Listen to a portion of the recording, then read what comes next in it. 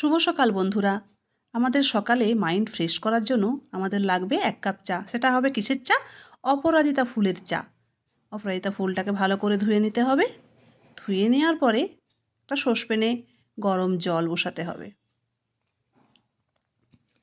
গরম জলে দেওয়ার পরে একে একে স্পাইসি মশলা যেমন আদা কুচি, লবঙ্গ, এলাচ, দারুচিনি দিয়ে কিছুক্ষণ ফোটানোর পর ফুলগুলো দিয়ে ঢাকা দিতে হবে কিছুক্ষণের জন্য। ঢাকনা খুলে দেখুন কালারটা কি দারুণ এসেছে না, তাই না বন্ধুরা? চলুন চাটা ছেঁকে নেওয়া যাক। আমাদের চা ছাঁকা প্রায় কমপ্লিট।